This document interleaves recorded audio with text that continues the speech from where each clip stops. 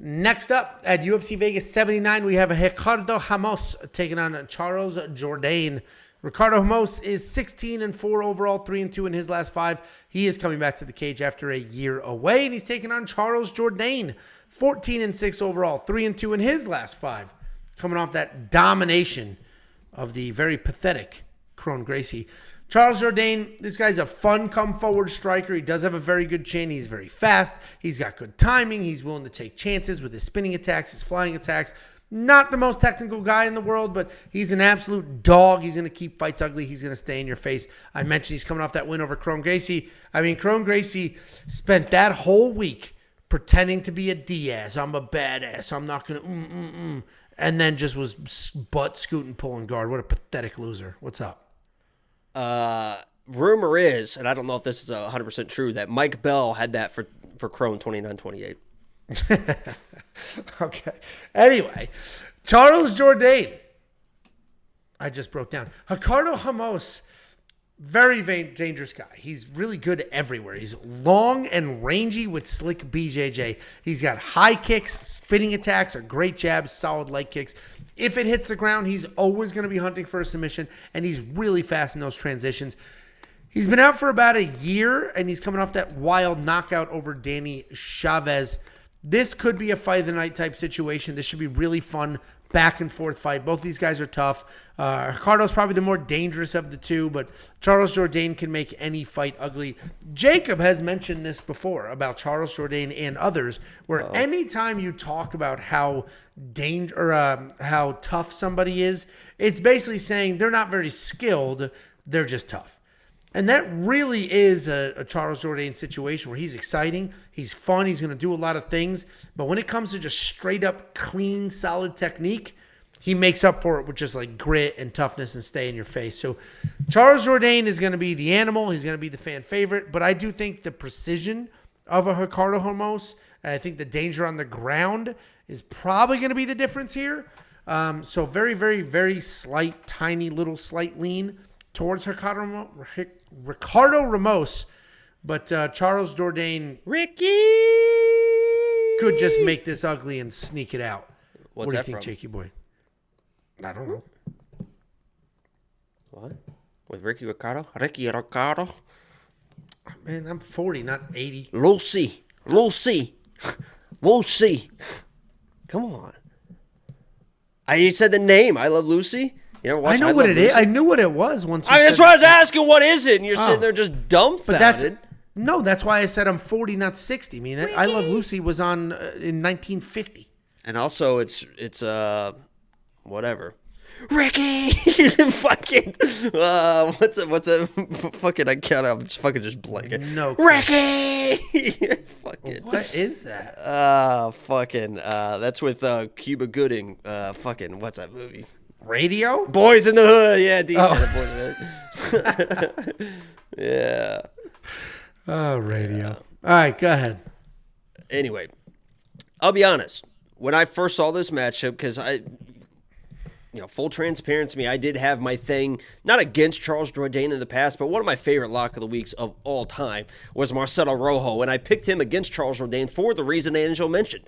Charles Jourdain is a super tough dude, super durable guy, super fun, seems like the greatest guy in the world, but isn't like the most technical guy, and I thought that Marcelo Rojo could come in and kind of outdog him in that fight. One of the biggest, and that's not what happened, so that's just a little backstory to me and Charles Jourdain. The reason I say that was because I saw this matchup, and I know how dangerous Ricardo is, and I'm like, oh shit, here's my lock of the week. I've gotten to this point. I haven't figured it out yet. Here is my lock of the week, is what I told myself. Now, let me start watching film and convince myself that this is my lock of the week. This is my initial lock of the week. So I start watching film, and the first thing I watch is let me watch him against Bill Algeo, because Bill Algeo is also one of those guys that's super durable, super tough.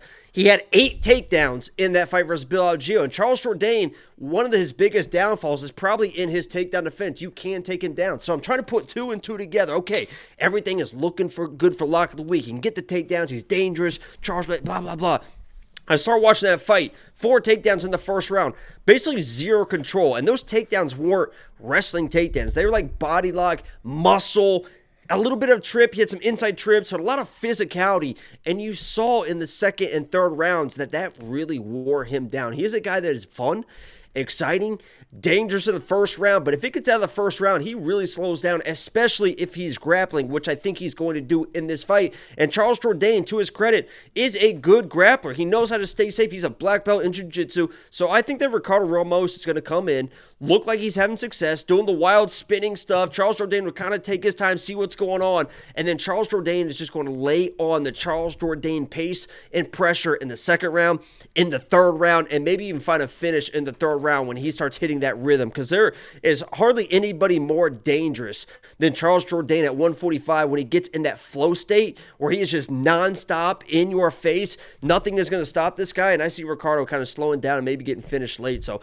I went all the way from let me find out why I'm going to make him lock of the week to picking against him. I like the durability of Charles in this fight. I think it serves him well, and he's going to lay that pressure on late, and okay. Like, why didn't you end it like a person? You just like stop. I thought it'd be. I started to like figure out what I was saying, and I was like, it'll probably be funny if I just stopped talking. But I'm not going to disagree with anything you're saying. He's dangerous. I picked Ricardo Ramos, but I did like, very tiny 49-51 type lean for that reason. Charles Jourdain is an absolute dog. I think Ricardo's the better, more technical, skilled fighter. And if he fights a skilled fight, he wins this fight. If he gets sucked into a dog fight, which is what Charles Jourdain does to people, then, he's going to lose a dog fight. So, I leaned that direction with it. But Charles did just spend a whole camp preparing for a world-class grappler. And he looked, retained, I'm sure. Well, let's not say Charles looked good. Crone looked terrible. Well, Charles did look good in the striking. Obviously, he was just kind of hitting a heavy bag out there. But one thing I will mention is Crone did engage in some of those body lock positions that Ricardo likes, and you could tell Charles was very ready for those. He kept his balance nice. He stayed nice and tight, knew that a guard pull might be coming as well, and was able to get out of those situations. So this is almost the same type of guy, but a little bit better than Crone. Yeah, but he's got good striking, though. He's got really good striking. Yeah. And he's got like 4 or 5 spinning back elbow knockouts or something crazy. Yeah. Very dynamic.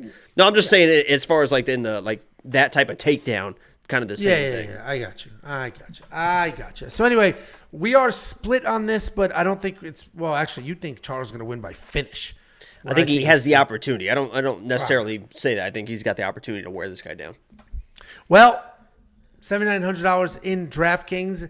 I don't know if I'm going to spend that. That is underdog price, but it's not that low, right? I would prefer 75, 76, 73, maybe something like 69.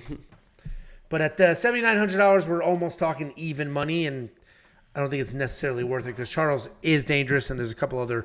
You get Tim Means at a better price than this, and Tim Means can put up some very, very real numbers. But if you want to unlock the full DraftKings analysis, the detailed data, metrics, and analytics, and everything else, WeWantPicks.com. It's only $10 a month. Click Become a Member at the top. I can't believe that you don't use my – because I thought of that, and I thought it was perfect. Like, you guys are going to throw $10 in some bullshit parlay this weekend. Let's hear you do that, yeah. Yeah, so – here we go, guys. Listen the fuck up. First of all, like the stream if you haven't liked the stream. Subscribe if you are new. And consider becoming a premium member today. WeWantPicks.com. It's only $10 a month. I'm telling you guys right now. Right now, I guarantee 95% of everyone listening to this right now has a $10 parlay. 5, 6, 7, 12 leg parlay. Whatever it is to win thousands and thousands of dollars. You could play that. It could hit. Back-to-back weeks, I've hit 100 to win $5,000, literally in back-to-back weeks. Not premium plays. I'm not going to claim the premium plays, but I have hit those. I understand they do hit from time to time.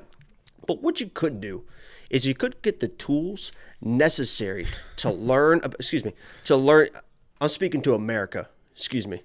That's a great video. Did I send you that ref video when a player was trying to interrupt them and he was like, "Excuse me, I'm speaking to America," because he was on the mic. Anyway, you guys are gonna spend that on some random parlay that's not gonna hit, or use that $10 to get a full month's. That's 4 cards worth of my plays, Anzo's plays. We got other people involved. We have DraftKings out there. We have line movement tracker. I mean, it's crazy the value that you get and the tools to learn. So then, if you use those tools, then you can place your $10 parlay. Then you have a better chance of hitting it. And, that's the best I can do, Angel. I hope you appreciate that. So.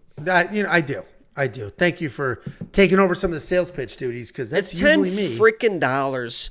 They're cheap bastards. They're all cheap bastards. No, yeah, it's freaking $10. Listen, guys, I just got done drinking a jar of marinara, but it's like freaking $10 a month we're talking here, you cheap bastard, you fucking cockroaches. You're way out of pocket. Way out of pocket. Can we get back to the super chat? Alan sent $5. He said, Jacob's 23andMe results equals 100% salamander. And he also thinks Valentina was robbed. I'm with him. I think Valentina won that fight. Well, close fight. 4th round. I mean, Grasso landed the knees.